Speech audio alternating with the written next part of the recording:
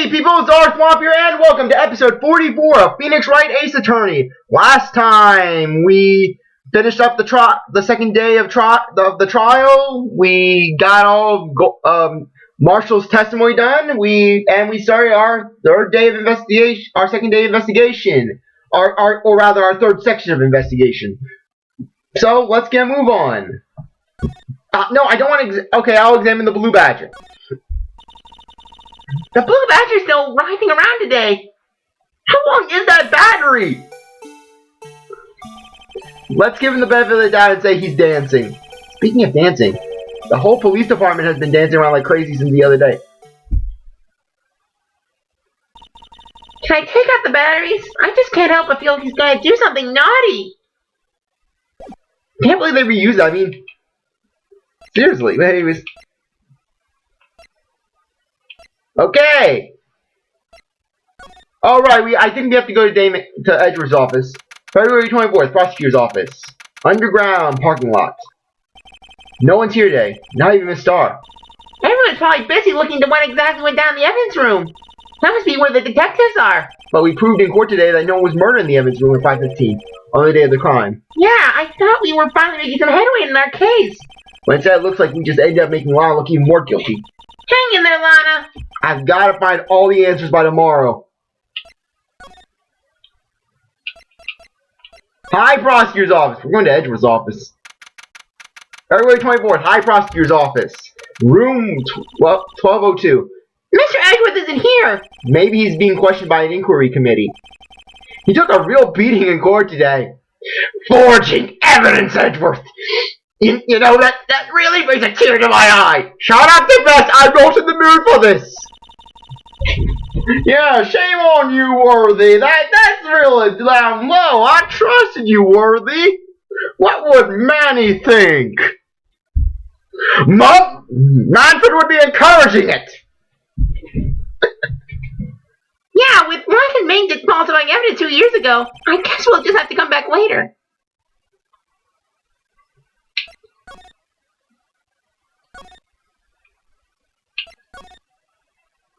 Okay. Come on.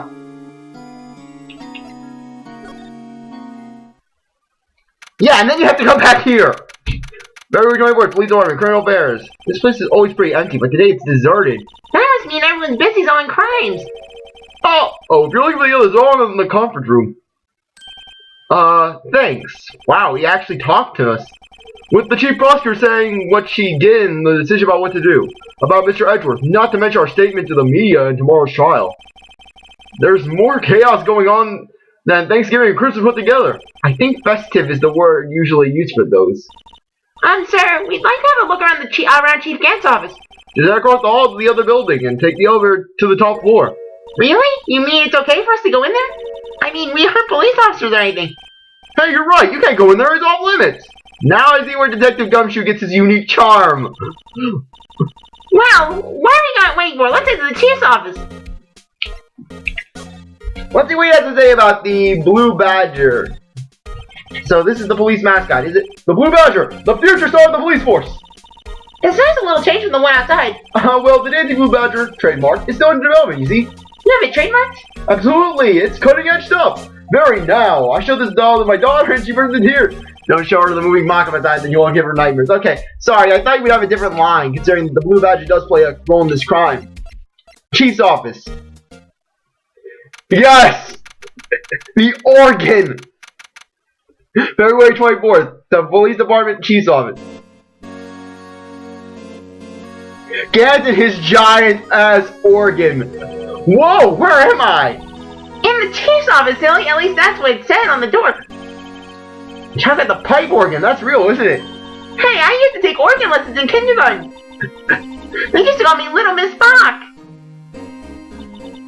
I thought I was a genius until they tried teaching me notes. And then Gant, he's the best. He's in that conference room right now. And then he just starts paginate. He starts having like a seizure. He just reels back. He's like, "Ugh! Chief Gant, what's wrong?" I don't know. I felt like my organ. I felt like Veronica was in pain. Tina! Oh, it's you two! Why are you causing my baby pain? Chief Gant! He put that paper he was reading in his desk. So, Mr. Wright, have you been swimming lately? No, I haven't. I've been kind of busy lately. I can appreciate that. I've had my handful too with Mr. Marshall's misconduct and Lana's provocative statements. Provocative statements? Oh, you mean about the forged evidence? 2 years have passed since that incident. My, how time flies! See that big picture on the wall over there? That's a picture of Lana, Neil, and me. So, this is Mr. Marshall's brother, Prosecutor Neil Marshall. We took it to commemorate our work together. Something's not right with this picture. I can't quite seem to put my finger on it though. It's the King of Prosecutors trophy. Notice how it has a sword in it.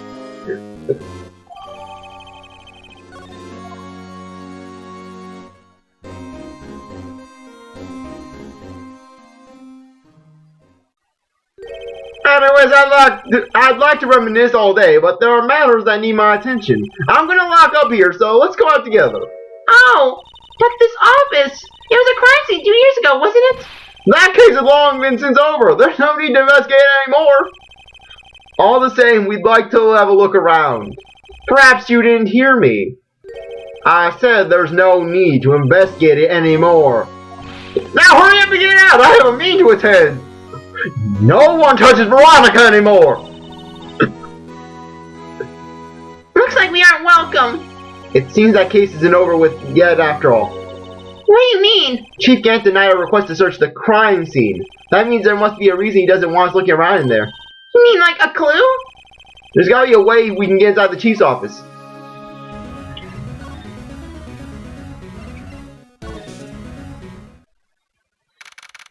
February 24th, Police Department. Criminal Affairs. Hey, pal! Detective Gumshoe. Were you in a meeting? I was, just taking a breather. My feet hurt. From sitting so long in the meeting? Actually, I had to serve everyone coffee. Sounds like Detective Gumshoe's still out of the loop. Say, have I been using Miss Edgeworth? Edgeworth? No. Why do you ask? Because Mr. Edgeworth, he'll set things straight. Mr. Edgeworth, he solved everything in this case. If they would only free him from his shackles of humbleness. But Mr. Edgeworth, he's too humble to free himself. Help him who helps you. Help Mr. Edgeworth. He's under fire for both the police department and the prosecutor's office. It's almost like it's a battle between you two in court. That sounds serious. Is it because of what my sister said? That's basically what it all boils down to. That photo I done 2 years ago. Now Mr. Edgeworth has the whole world after his blood. Yikes! Edgeworth's crisis. Well, why would Edgeworth be blamed? It's not like he knew the evidence was forged. Well, this guy's the guilty party here, isn't she? Regardless, the prosecutor is responsible for the evidence and he presents in court. Not only that, but as you know, there have been a lot of rumors going around about Mr. Edgeworth. Those who don't like him haven't been able to do anything because of his amazing talent as a prosecutor. But now with this, are there really so many people who hate him? In our world, only those with talent rise to the top. Mr. Edgeworth not only had that, but he's young. There's no better recipe I know for making enemies. That, and he wears that suit. A lot of people hate the pink suit. And that napkin thing, like who the hell wears a napkin in their suit? Hey Dick, keep up the good work. Yes, sir. Let's go out for lunch again sometime. My treat. Yes, sir. You gotta take me back to that joint sometime, okay, Dick? Yes, sir. It seems you don't have any problem with enemies. Because what threat is Gumshoe? Gumshoe's a threat to no one. The fact that, oh my god, this is how Gumshoe's been surviving. People have been treating him to lunch. Yeah, well, I'm careful not to stick out, except for having the lowest pay. Anyways, I'm a bit worried about him. Under all this pressure, I'm afraid Mr. Edgeworth just might crack. But Mr. Edgeworth doesn't need this, he's humble! Actually, I'll go look through the file later. Well, the coffee is ruined. He seems generally concerned for Edgeworth. Well, did you find anything? The only evidence Doug left behind was during his final attack. His final attack? You mean When he killed Prosecutor Marshall, who was trying to protect some girl? Me. It seems Detective Gumshoe never realized Emma was the girl. That's where you left the most incriminating evidence of all. Well, what was it? Oh, let's see. I think it's something to do with the murder weapon. Oh, I forget. Look, it's all written somewhere in here, okay? His powers of recollection never fail to impress. Maybe we should show him the murder weapon. It might jog his memory. Check everything! Joe Dark was 42 at the time of the crime. He was just your run-of-the-mill businessman. A businessman? What made him take to serial killing? One day on his way home from work, he hit someone with his car. With his car? So it was an accident? An accident, yes, but it transformed him into an animal. An animal? He killed the man that witnessed the accident. Then he killed the lady who solved the second crime. A kid walked by just then, so he killed him too. Then when he was burying the bodies, a jogger came up to the scene and killed him and was killed as well. Finally, he turned himself in. Seemed he was a pretty careless animal. Oh my gosh, though. One thing is, I can't help but picture Joe Dark. They depict him as like this heartless, cunning mastermind type villain. But in all actuality, I have the feeling that Joe Dark, he was just this overly nervous, fidgety guy who basically got scared of his own shadow. Of course, that's all just conjecture. There wasn't a single shred of evidence, so he turned himself in. Yes, but in the middle of the question, he buzzed and murdered his final victim, Prosecutor Marshall. That crime was witnessed by someone too, unfortunately. But fortunately, he was arrested on the spot. It's a good thing that last witness wasn't killed. That last witness? He must mean Emma. The murder weapon right here. About this. Hey! Don't tell me that it has a tag attached to it with the label SL9 on it. I believe this would be the broken murder weapon you were speaking of. What are you doing with that? Ever since that case was closed, that knife's been locked away in the lockup. On the day Detective Gunn was murdered, this suddenly disappeared from the locker. It was found in Mr. Edgeworth's car muffler. That's it! Now I remember what that incriminating piece of evidence was. When you showed me that knife, it all came back to me. Well, what is it, Detective? Quick, before you forget again. I forgot again. Took too long in the drawers, CzarThwomp. This knife, it was Joe Dark's. This knife, it was Joe Dark's, wasn't it? That's right. We traced it back to the store when he bought it, and it had his fingerprints on it too.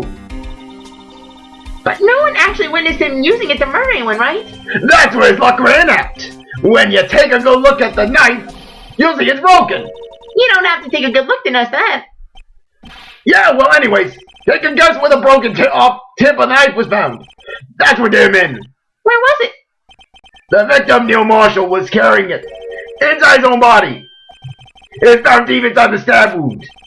Did it match Dark's knife? You bet! Down to the last fiber. That's pretty conclusive. Switchblade knife. Well, there you have it in the nutshell. That's all I know. Can I ask you one more thing? What is it? If it's money you need, you should ask Chief Gant. It's not money, but it does concern the chief. His office is a crime scene, right? It's where Prosecutor Neil Marshall was murdered.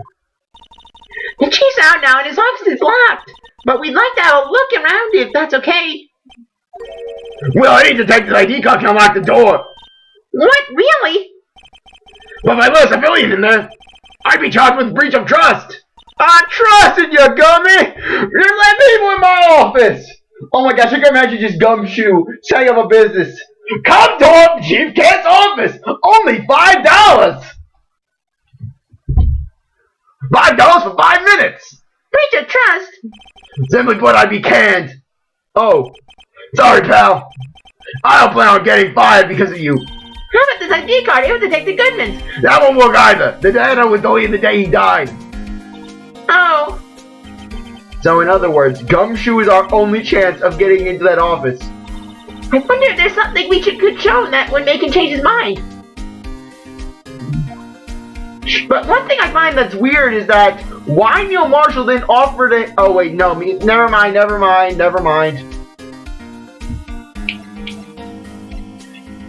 I was about to say, Neil Marshall goes showing his card, but he's not a detective anymore. But anyways, we have to go back to Edgeworth's office. Because the only thing that can cause Gumshoe to be reckless is with the power of Edgeworth. Because Edgeworth is Gumshoe's Lord and Savior. And we'll find that just that. February 24th, I Rescue's office, room 102. I wonder if Edgeworth is back yet. Here he is. He looks like he's writing something. Huh? What are you doing here? Yeah, there it is, right under the desk. He sure was quick to throw that paper on the floor. Tough day in court, huh? I've had to live the past 2 years with rumors flying around. What's another allegation to me? Cheer up, Mr. Edgeworth. I'm rooting for you. That's Edgeworth for you. Always trying to hide his real feelings. Sarah, what do you want? Unlike some people, I don't have all day. First off, let's examine under the desk. I wonder what he was writing before. Come on, Mr. Wright. Let's take a look. Are you crazy? Edgeworth is standing right there. Just distract him. I'll check it out. Hey, Edgeworth. Is that Detective Gumshoe out the window there? Oh no! He's fallen to the ground! Oh, right. Do you think that scares me? Gumshoe's tried that at least 3 times after I cut his pay. Hold on, first let me see what that girl's doing crawling around to my feet. He didn't even look. Because I know go back to Gumshoe! I know what Gumshoe's capable of! What letter? If you can't read, I'll read it for you. It says letter of resignation. Resignation? Edgeworth, you know me. I'm tired, Mr. Wright. I feel as if something inside me has died. But Mr. Edgeworth, none of it is your fault. I know the path I've walked. You don't need to tell me. And the path I've walked hasn't been a just one. I can't forgive myself for what I've done. And no one else should forgive me either. Uh-oh, I think he's serious. Mr. Wright, please, you have to do something. This letter of resignation. I wonder if I can use it for anything. Letter of resignation. We have to talk to Edgeworth. Forged evidence. There's no excuse for what I've done. 2 years ago, I used false evidence to obtain a guilty verdict. That's what it all breaks down to, and nothing I can do can erase that fact. But you didn't know, did you? I mean, that evidence was falsified. The police department and the prosecutor's office share a bond of trust. If that bond is broken, we stand to lose everything. The police department's error is my error. My responsibility as the prosecutor in charge. The fact remains that's the same no matter what excuse I might have. Mr. Edgeworth! I take pride in my work, so tell me why? Why has it all come to this? Even Edgeworth can't keep this kind of emotion bottle up. Are you up for the trial tomorrow? First last year's trial and now this one. It seems all you do is worry about me. To be honest, you're getting on my nerves. But Mr. Edgeworth, you can't just walk on the trial. Tomorrow is the last day. It's too late to change prosecutors. I'll bet that's what my superiors are banking on. I never thought that case would come back to haunt me like this. What do you mean? That list of evidence, it seems too short. Most lists run twice as long. It's only half as long as most lists. That's odd. After Neil Marshall was murdered, I became prosecutor for that case. I may not have been part of the investigation, but at the time there was only one thing on my mind. I used the evidence I was given to prove the suspect was guilty. Say, we just saw a picture taken around that time. That picture, something seemed strange about it. Day of the crime. Could you tell us again about what happened that day? The day Detective Goodman was murdered? You were participating in a ceremony over at the station, right? I've never cared for ceremonies, but I had to attend that one. Because you were awarded this? Those receiving awards can't exactly skip out from the ceremony. I finished up at the office in the morning, then drove over to the police department. You finished up at the office? Yes, just odds and ends, clerical stuff. I didn't plan on returning to the office that day. That is, until I was asked to take something back. Take something back? This. Oh yeah, Chief Gant asked you to hold on to that, didn't he?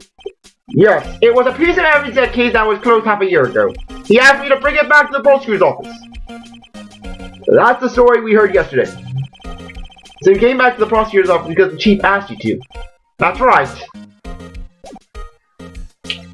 Now we have to present Edgeworth with the photo. This picture was hanging on the wall in Chief Gant's office. Prosecutor Neil Marshall. He had just started making a name for himself. Looks like this was taken when he received the King of Prosecutors trophy. Speaking of that, there's something that bothers me. Yes? The trophy Mr. Marshall's holding, it's a little different than yours. Yes, you're right. I remember now. Remember what? That was the official prosecutor trophy used until that time. There's a story behind it. A story? Sounds interesting. Would you mind telling it to us? It's simple, really. Contradiction. That's what the award's based on. And here's Edgeworth's for. This award originates from an ancient Chinese tale. In Chinese, the word contradiction is written with two characters. The first means hellbird, and the second means shield. Have you heard this story? Me? Oh, sure. Everyone knows that. Why don't you tell it, though? For Emma's sake. Very well.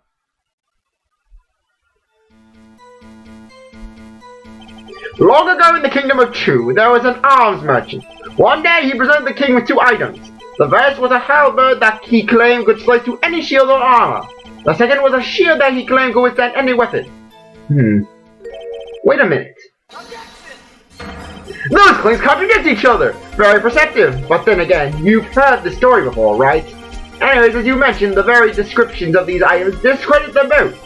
When the king pointed this out, the merchant was left speechless. And thus the Chinese word for contradiction was born. Oh, I see. So the chipped shield and broken knife symbolize? Precisely so. They symbolize the merchant's items. The ancient tale ends with the merchant as at a loss for words. But it's in our nature to pursue matters to their conclusion, even if it results in something as ugly as this. Wow, thanks, Mr. Edgeworth. I learned something new today. That's funny. If that's so, then why were you only given a shield? You're allowed to ask Chief Gant. 2 years ago, he had the halberd part of the award abolished. Chief Gant. Now let's move on to the underground parking lot. February 24, prosecutor's office. Excuse me. Would either of you care for a quarter pound of roast beef? Miss Starr, I guess she's out of lunches. You certainly are the curious sort, aren't you? Kind of like the first person who sucked a cow's nipple to discover milk. Still, I never thought you'd go digging up that case from 2 years ago. Everyone in this trial was involved in the SL9 incident. Not only that, but the murder occurred on the very day the evidence from that case was due for transferal. This can't be all attributed to mere coincidence. Aren't you forgetting something? You know that little scene I happened to witness? The instant Lana stabbed Detective Goodman with a knife. No matter how much of the past you dig up, it won't change what I saw. Roast beef is meant to be savored when eaten. Miss Starr's hatred towards Lana. It all dates back to 2 years ago. Dark investigation. Joe Dark. That's a name I'll not soon forget. We trailed him for half a year. Oh, the pressure. Still, I don't think I was ever more alive than I was then. Those days were steamier than a bowl of hot gravy. Poor old Jake Marshall, though, must have been going through hell. You mean because of his brother's death? They were close, those two. After Neil died, something took over Jake. He became obsessed. Seeing Jake like that made her all the more desperate. Her? Lana Skye. My sister! The best of the best were put on the SL9 case. Of course, they were led by that legendary duo. Lana and Chief Gant! After the case closed, that legendary pair was the reason we were able to keep up our investigation. And that's why we were so shocked over how it turned out. You mean with the forging of the evidence? Don't get me wrong, Joe Dark got what he deserved. Still, it was obvious the evidence produced in court was being manipulated. Items our team never found would suddenly appear, while other items were kept secret. But you didn't have proof anything illegal was done. I'm proof enough of what happened. After that case, all of us save Goodman were relieved of our duties, most without even so much as an explanation. Then Lana Skye transferred to the prosecutor's office and became chief prosecutor. Lana always wanted to be a prosecutor. Nothing's quite as simple as it appears. Huh? Lana Skye was merely being used as a pawn. That's my take on the matter. She is being used. Damon Gant and Lana Skye. 2 years ago, Gant was chief detective, and Lana was second in command. They were the best. They solved all kinds of cases together, didn't they? Damon Gant's magnetism in particular was almost unreal. His magnetism? By that I mean his ability to attract evidence. He produced the most incredible evidence in the cases he handled. Incredible evidence? You mean... Oh yes, there were rumors about him even back then. No one dared confront him though. I take it she's talking about forged evidence. Back then, everyone looked up to Lana. All the detectives wanted to be like her. Really? Oh yes, myself included. I was a fool, really. She hated everything crooked and always watched out for the other detectives. That's why she was so concerned for Jake. Mr. Marshall! When Jake's brother was murdered, she felt as if she had lost her own brother. If it wasn't for her, I don't think Jake would have ever recovered from the shock. That's what makes it all the more infuriating. Miss Star! That's why. I'll never be able to forgive her. Why did she have to turn so cold after that? Being used. Lana transferred to the prosecutor's office 2 years ago, didn't she? Yes, thanks to Chief Gant's powerful influence. Chief! That's right. Having solved the SL9 case, his position as chief was secured. There was only one thing left for him to control, and then no one could stand in his way. The prosecutor's office. What? You mean that's why Lana was transferred? If he could control the chief prosecutor, he could control the prosecutor's office. That must have been his goal all along. But how could he control Lana? Blackmail! That's what I meant when I was saying with the whole red, white. Lana has had really bad luck with blackmailing. Red, white, and Gant. Heck, chances are red, white could have been blackmailing Lana with the same stuff Gant was using. I don't know, but one thing's for sure. Ever since that case ended, she's never been the same.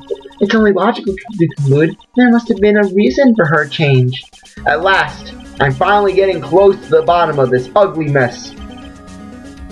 Thank you, Miss Star. You listen to me, rookie. It takes more than just ingredients to create fine cuisine. I hope you turn out to be a better chef than I've been. That's the last we're going to be dealing with, Angel Star. And now let's go back to the area. We'll go back to the Criminal Affairs Department and talk to Gumshoe, because you have to see Gumshoe's reaction. February 24th, Police Department Criminal. Oh, you're back! You're still here? I gotta make 150 copies of these files. Brewing coffee, copy files. I'm turning into a regular DJ. What the hell kind of DJs do you listen to, Gumshoe? You're a DJ as well? If I'm not mistaken, I think he means jazz jockey. Oh, I thought Gumshoe was talking about like a disc jockey. Oh, that DJ!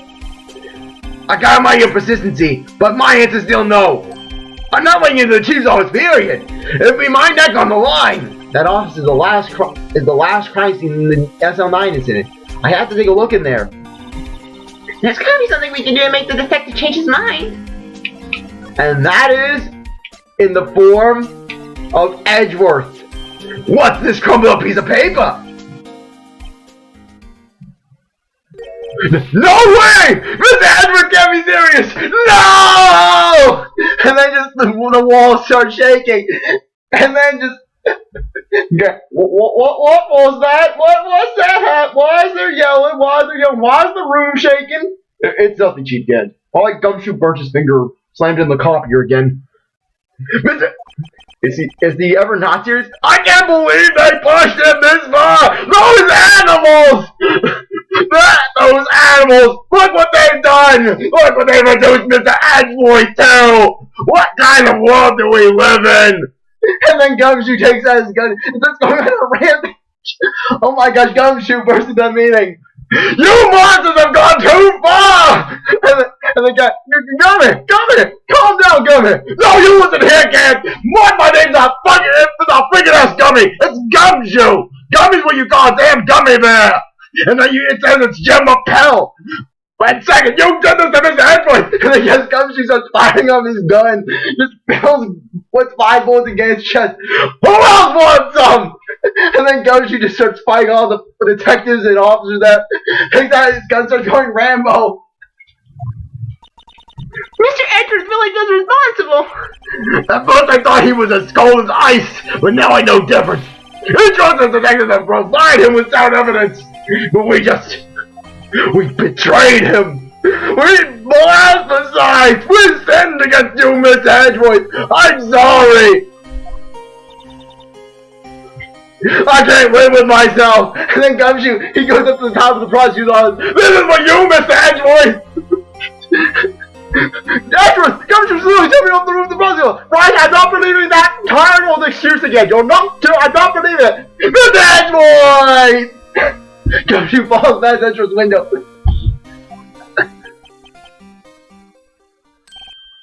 That's it. I made up my mind. What? Here, take my ID card.